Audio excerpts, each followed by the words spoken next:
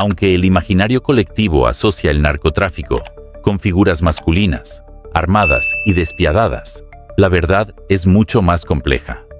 Detrás de cada operación clandestina, de cada ajuste de cuentas y de cada estructura de poder, hay también mujeres, presentes, activas, decididas. Algunas entraron por amor, otras por necesidad, muchas más por ambición o por pura supervivencia. Fueron esposas de capos temidos, amantes de sicarios sin piedad, o directamente líderes que heredaron o conquistaron territorios con sangre y fuego. Pero en ese submundo, las reglas no distinguen género. Las traiciones se pagan caro, los errores no se perdonan y los vínculos afectivos rara vez garantizan protección. En esta maquinaria violenta y jerárquica, ser mujer no significa ser invisible. Significa, muchas veces, estar en la mira. Este es un viaje descarnado por historias reales de mujeres que vivieron, y muchas veces murieron, en las sombras del crimen organizado. Algunas fueron víctimas arrastradas por circunstancias que no pudieron controlar. Otras, auténticas arquitectas del caos, ascendieron entre disparos y miedo. Todas, sin excepción, enfrentaron las consecuencias de habitar un mundo donde la lealtad se compra con sangre y el silencio es ley. Prepárate para conocer los rostros femeninos del narco. Rostros que esconden secretos, decisiones desesperadas y finales trágicos, porque en este universo oculto nadie escapa sin cicatrices, y algunas cicatrices nunca sanan. Mayara da Silva, la amante marcada para morir. Tenía solo 24 años cuando su vida fue brutalmente arrebatada. Mayara da Silva no era una líder criminal, ni una figura reconocida por las autoridades. Pero su cercanía con el poder, con el dinero sucio y con las guerras internas del narcotráfico, la colocó en el centro de una disputa que no perdona errores. Era 28 de diciembre de 2020, cerca del mediodía, cuando la joven se desplazaba por las calles de Arapiraca, en el estado de Alagoas, montada en su motocicleta Honda Bis. Transitaba por la avenida Coronel Vicente Ramos, una vía como cualquier otra, sin saber que ese sería su último trayecto. Un vehículo plateado se le acercó lentamente. Desde su interior, varios hombres armados abrieron fuego sin mediar palabra. Los disparos rompieron la rutina de la ciudad. La gente gritó, corrió. Mayara, aún con vida, intentó huir, aferrándose desesperadamente a la esperanza de sobrevivir. Pero tras avanzar solo unos metros, colapsó. La sangre en el pavimento fue el sello final de su destino. Las investigaciones posteriores revelaron que Mayara no era una figura cualquiera en el submundo criminal. Había sido la amante de Fernando do Coringa, un temido narcotraficante que murió en 2016 durante un enfrentamiento con la policía. Tras la muerte de Fernando, la organización quedó fracturada. Sus antiguos aliados se dividieron. Comenzaron a disputarse territorios y recursos. En medio de ese caos, Mayara tomó una decisión fatal. Comenzó a vender sustancias ilegales que pertenecían a otra facción. No solo eso, lo hizo fuera del territorio que le correspondía. En el mundo del narcotráfico, esos detalles son letales.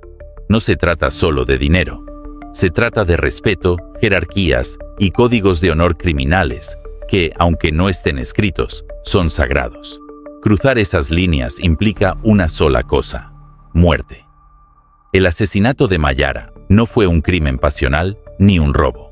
Fue una ejecución calculada, un castigo ejemplar, una advertencia silenciosa a todos los que, como ella, se atrevan a actuar por cuenta propia, sin la autorización de la estructura.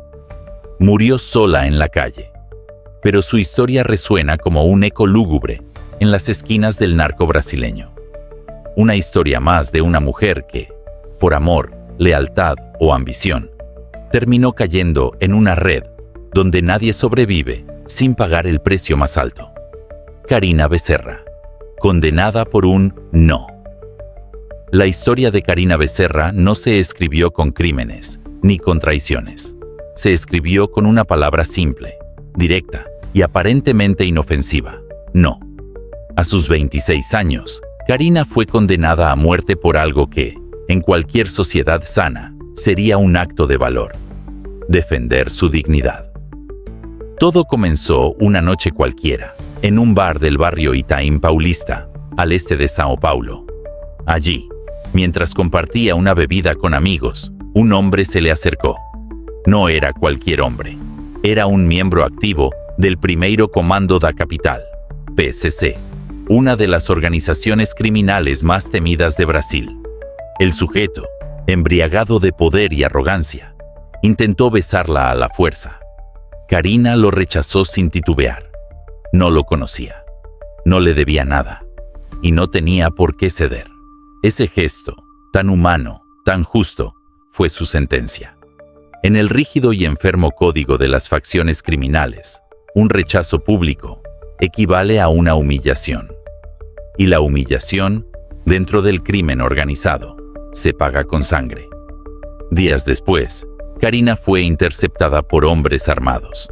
La subieron a la fuerza a un vehículo sin placas y la llevaron a un cativeiro, una casa de cautiverio, donde comenzó su calvario. Estuvo secuestrada por días, sin saber si sobreviviría. Fue sometida a interrogatorios, amenazas y actos de terror psicológico. En ese mundo, el llamado Tribunal del Crimen no ofrece defensa ni apelación. Solo hay acusadores y verdugos. Sin embargo, en un golpe de suerte, o quizá guiada por pura desesperación, logró escapar. Fue encontrada por una patrulla de la policía militar, desorientada, débil, pero viva. Karina denunció todo lo que había vivido. Temiendo por su vida, se refugió en Taboão da Serra, a las afueras de São Paulo. Cambió de número, de amigos, de rutina. Quería empezar de nuevo, pero el PCC no olvida, ni perdona. Es una red que todo lo ve, que todo lo alcanza. Tarde o temprano, dieron con ella. Meses después, su presencia fue detectada en la favela de Paraisópolis. No hubo advertencias ni amenazas, solo balas. Karina fue emboscada y ejecutada. Su cuerpo nunca apareció, pero la policía confirmó su muerte tras encontrar evidencias y recibir testimonios confidenciales. Murió por decir no, por defenderse, por no agachar la cabeza ante un criminal. Y en un país donde el crimen organizado establece sus propias leyes, Karina Becerra se convirtió en símbolo de la brutalidad que enfrentan muchas mujeres, silenciadas no solo por el miedo, sino por la violencia absoluta de un sistema sin alma. Kailane Cristina, la adolescente ejecutada por un tribunal criminal. Tenía apenas 14 años y su rostro aún conservaba la inocencia de la infancia. Su nombre era Kailane Cristina Pinto Cavalcante, y su historia terminó demasiado pronto, envuelta en una crueldad que ningún ser humano, y mucho menos una niña, debería conocer. El 10 de octubre de 2020, en el municipio de Marituba, en la región metropolitana de Belém, estado de Pará, Kailane desapareció sin dejar rastro. Su familia, desesperada, inició la búsqueda por su cuenta, pero pronto el horror llegó a las redes sociales. Comenzó a circular un video escalofriante. En él, se veía a la adolescente sentada en el suelo, rodeada de hombres armados, con los rostros cubiertos y portando fusiles de guerra. La acusaban de ser X9, término usado por las facciones criminales para señalar a los supuestos informantes de la policía. Kailane negaba una y otra vez. Su voz era débil, su mirada asustada. Estaba sola frente a sus verdugos. No tenía defensa, no había pruebas, ni juicio, ni oportunidad de explicarse. Solo miedo, solo silencio, y luego, solo disparos. Pocos días después, el 14 de octubre, su cuerpo sin vida fue hallado enterrado en una fosa clandestina, dentro de un área boscosa, conocida como Mata da Seplac. La escena era macabra. El cadáver había sido ocultado apresuradamente, como si ni siquiera su muerte mereciera dignidad. La autopsia confirmó que había sido ejecutada. La brutalidad del crimen estremeció a la comunidad local y a todo el país. La policía lanzó un operativo masivo con el objetivo de capturar a los responsables. 4 días después, la acción tuvo resultados. Los principales sospechosos, identificados como Belenzão y Danilo, fueron localizados en la región de la Alza Viaria. Al ser abordados, abrieron fuego contra los agentes, desatando un intenso tiroteo. Ambos fueron alcanzados por los disparos y, aunque fueron llevados con vida a una unidad de urgencias, murieron poco después. Pero el caso de Kaylane reveló algo más profundo que un simple crimen.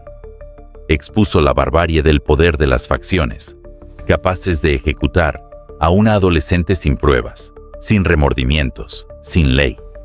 También reveló cómo la difusión de los videos de tortura y ejecución son utilizados como una herramienta de terror, una advertencia silenciosa pero brutal a cualquier otro que ose enfrentarlos o colaborar con la justicia. Kaylane no fue una criminal, no era un objetivo estratégico. Fue solo una niña, usada como ejemplo de lo que le ocurre a quienes son sospechosos en una tierra sin justicia. Su caso permanece como una cicatriz en la conciencia colectiva, un símbolo del precio inhumano que muchas veces pagan los inocentes en territorios donde manda el crimen. Camila Marodim, la trafigata que sobrevivió al plomo. En el mundo del narcotráfico, pocas mujeres logran destacarse por su presencia pública. Pero Camila Marodim, apodada por la prensa como la trafigata, se convirtió en una figura mediática no solo por su apariencia llamativa, sino por el papel que desempeñaba dentro de una de las organizaciones criminales más activas de Pinhais, en la región metropolitana de Curitiba, Paraná. Era esposa de Ricardo Marodim, un poderoso traficante identificado por las autoridades como el líder de una vasta red de narcotráfico que operaba en varias zonas del estado. Durante años, la pareja vivió entre lujos, aparentando una vida normal frente a la sociedad, mientras detrás del telón se movía un emporio de drogas, dinero ilícito y conexiones peligrosas. Camila, lejos de ser solo la esposa del jefe, manejaba, según las investigaciones, la logística financiera del grupo, utilizando una tienda de ropa como fachada para blanquear los ingresos provenientes del tráfico.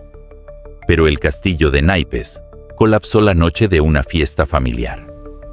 En pleno cumpleaños de uno de sus hijos, Ricardo fue acribillado con 12 disparos en un ataque frontal, preciso y simbólico.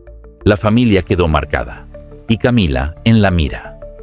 Poco después, fue detenida bajo sospecha de tráfico de drogas, asociación criminal y lavado de dinero.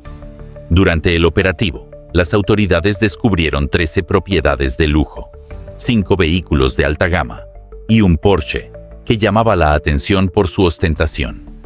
Todo estaba vinculado a la red que Camila y Ricardo habían construido.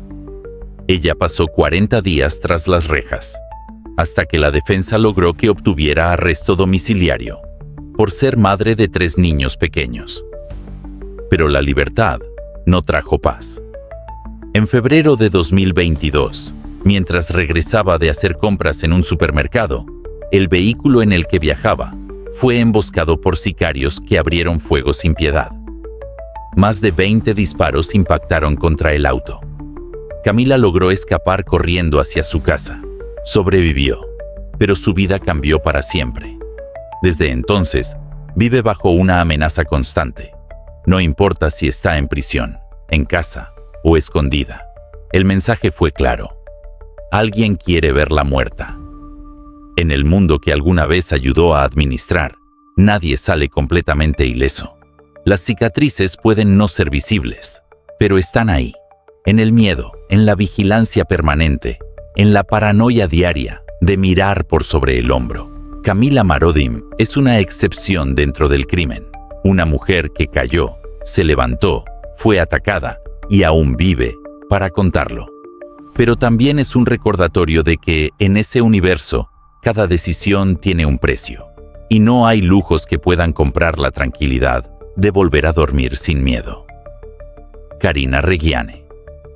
La traición que se paga con sangre.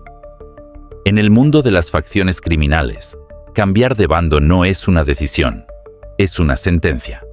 Karina Reggiani, de Asís Mauricio, más conocida como Ariela, o simplemente la loiriña do tráfico, lo supo demasiado tarde. A sus 19 años, su rostro juvenil contrastaba con el peligroso lugar que ocupaba en la estructura del crimen organizado brasileño.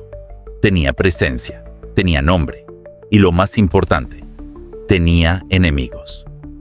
El 27 de diciembre de 2023, Karina grabó un video que se volvió viral en los rincones más oscuros de las redes sociales. En él, anunciaba públicamente su decisión de abandonar el Primeiro Comando da Capital, PCC, una de las facciones más temidas y jerarquizadas del país, para unirse al Comando Vermelho, CEB, su rival directo.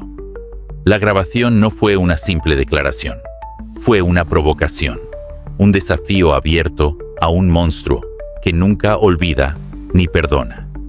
Pocos días después, llegó a la ciudad de Ariquemes, en el estado de Rondônia.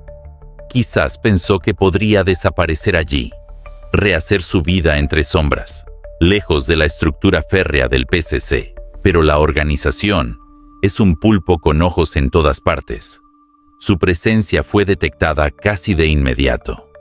El 7 de febrero de 2024, en plena luz del día y en una calle concurrida de la ciudad, 2 hombres en motocicleta se le acercaron y descargaron 13 disparos contra ella.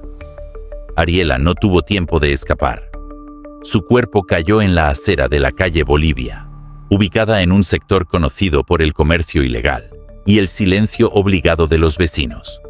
Las autoridades que acudieron al lugar enfrentaron un muro de complicidad y miedo. Nadie hablaba, nadie vio, nadie escuchó. En un territorio donde reina el tráfico y las reglas las impone el crimen, colaborar con la justicia equivale a firmar la propia sentencia. Para los investigadores, el móvil es claro. Su cambio de facción fue considerado una traición. No solo abandonó al PCC, sino que se atrevió a declararlo públicamente, a grabarlo, a viralizarlo.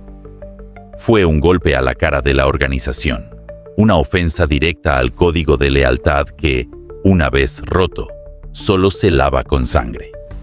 El delegado regional Ricardo Rodríguez confirmó que la hipótesis del ajuste de cuentas entre facciones es la más fuerte, pero subrayó que todas las líneas de investigación siguen abiertas.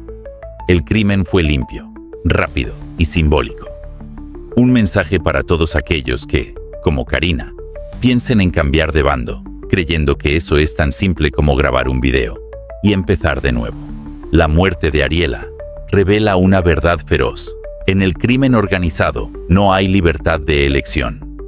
Nadie se va sin consecuencias, y quienes lo intentan suelen acabar como ella, en el suelo, entre balas, y con su historia convertida en advertencia. Eloía Gonçalves Borba, la viuda negra de Brasil. Su historia parece sacada de una novela policial, pero fue demasiado real. Eloía Gonçalves Borba, nacida en el estado de Río Grande do Sul, no solo fue una mujer con vínculos al crimen, fue una estratega meticulosa, una depredadora legal que supo convertir su inteligencia, su título de abogada y su capacidad de manipulación en una herramienta letal para enriquecerse, a costa de los hombres que la rodeaban. Todo comenzó en 1971, cuando su primer compañero sentimental, el médico Guenter Joerg Wolf, perdió la vida en un supuesto accidente automovilístico.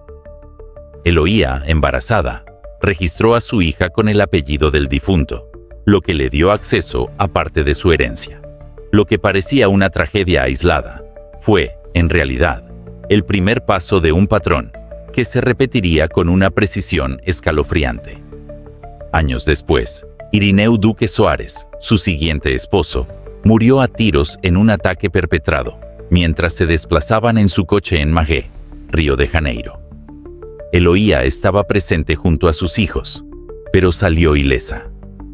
La policía sospechó de ella, pero no encontró pruebas suficientes.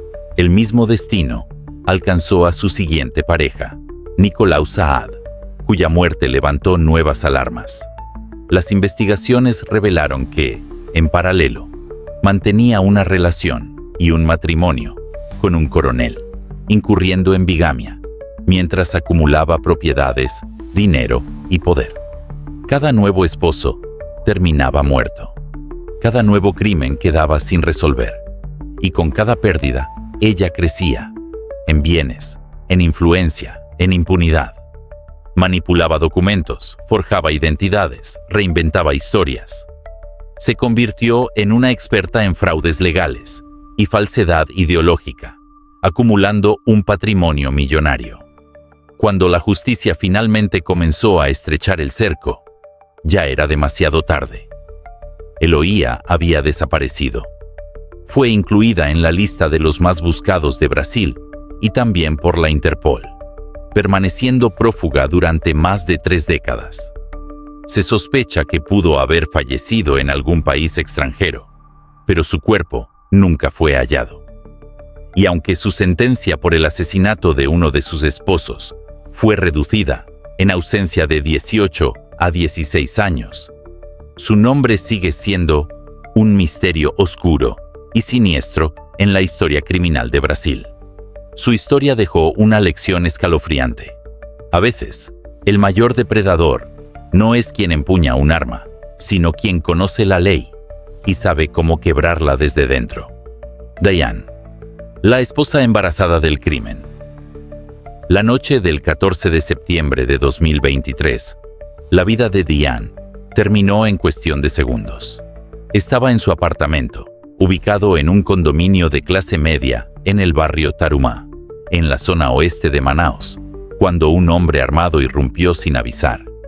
Sin dar tiempo a gritos, sin preguntas, disparó a quemarropa y huyó. Diane estaba embarazada. Además, era madre de 2 hijos pequeños. Su cuerpo, cubierto de sangre, fue hallado en el suelo de su hogar.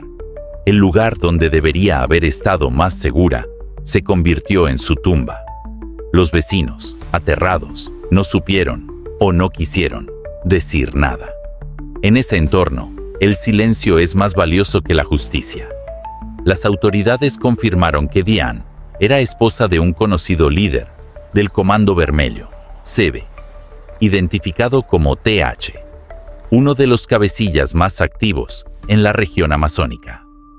También trascendió que tenía antecedentes por tráfico de drogas, lo cual sugiere que no era solo una acompañante pasiva, sino parte del engranaje criminal. Estas mujeres fueron más que nombres en titulares o víctimas de balas anónimas. Fueron piezas clave dentro de un sistema oscuro, atrapadas entre la lealtad, el poder, el miedo y la traición. Algunas nacieron en ese mundo, otras lo eligieron, pero todas pagaron un precio que tarde o temprano el crimen siempre exige: la libertad, la vida o la paz eterna. Historias como las de Mayara, Karina, Kailán, Camila, Ariela, Eloía, Simón nos recuerdan que en las sombras del crimen organizado no hay inocentes intocables, ni errores sin castigo, y que ser mujer en ese entorno no significa debilidad, sino vulnerabilidad en carne viva. Si estas historias te impactaron, suscríbete ahora para no perderte los próximos episodios de esta serie. Cada semana, revelamos los rostros, las decisiones y los secretos de quienes habitaron el lado más crudo del poder. Activa la campana de notificaciones para que YouTube te avise cuando subamos un nuevo caso. Dale like si valoras el contenido real, crudo y sin censura. Déjanos tu opinión en los comentarios. ¿Cuál de estas historias te marcó más? Porque en este canal, la verdad no se oculta, se cuenta.